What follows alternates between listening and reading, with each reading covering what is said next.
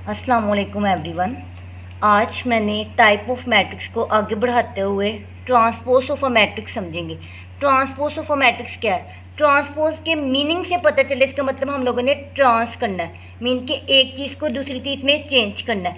Matrix में इसका concept क्या है? कल हम लोगों ने अगर मैट्रिक्स पढ़ा था, हमने बताया था इसके अंदर एक स्क्वायर ब्रैकेट होती है, फर्स्टली इसके अंदर कॉलम्स होती हैं एंड देन इसके अंदर रोज होती है। ये आप लोगों के पास रोस है, ये आप लोगों के पास कॉलम है और ये आप लोगों के पास स्क्वायर ब्रैकेट है। अब ट्रांसपोज क्या कहते हैं? लेट करिए आपके पास एक मैट्रिक्स है 1 2 3 4, ये आपके पास एक एग्जाम्पल है। ट्रांसपोज लेने के लिए आपने उसके मैट्रिक्स के ऊपर आप छोटा टी डालते हो एंड देन आप रो को कॉलम में, कॉलम को रो में चेंज करते हो। लेट करिए ये आप लोग के पास 2 रोज है, इसको आप लोग कॉलम में लिख दें, रो को कॉलम में। It meaning that we can convert row into column and column into row. In this way we can calculate the transpose of a matrix. आगे आ जाए singular matrix and then non singular matrix. Singular matrix की basic statement ये है, कोई भी matrix singular उस वक्त कहलाता है जब उसका डिटर्मिनेंट का आंसर किसके इक्वल हो? 0 के इक्वल हो। अब ये जो आप लोग के पास लाइन है, ये किसी भी चीज़ को शो करते हैं डिटर्मिनेंट को। आप डिटर्मिनेंट किस तरह फाइंड कर सकते हैं? लेट सपोज आपके पास एक मैट्रिक्स है A इक्वल टू द 1 2 3 4, ये आपके पास एक मैट्रिक्स है।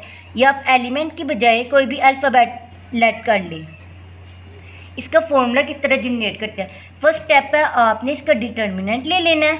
इसके लिए formula AD cross multiplication, AD minus and then B multiply by C। ये आप लोगों के पास फॉर्मूला डिटर्मिनेंट कैलकुलेट करने का। अगर आपने इसका, अगर हम A का डिटर्मिनेंट ले, it mean that 1 multiply by 4 minus 2 multiply by 3, A determinant equal to the 2 minus 3 minus 1, A determinant equal to the 5।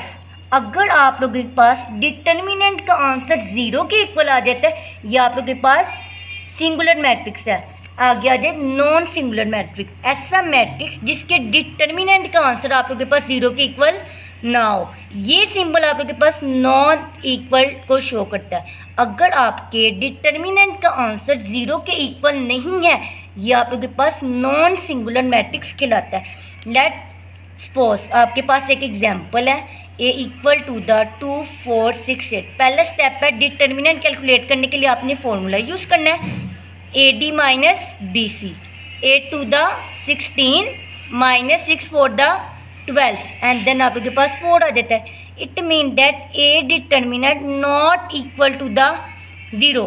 ये इस आप लोग के पास non matrix, non singular matrix रहता है। अगर इसके डिटर्मिनेंट का आंसर आप लोग के पास 0 के इक्वल है तो ये सिंगुलर है, अगर 0 के इक्वल नहीं है तो ये नॉन सिंगुलर मैट्रिक्स है।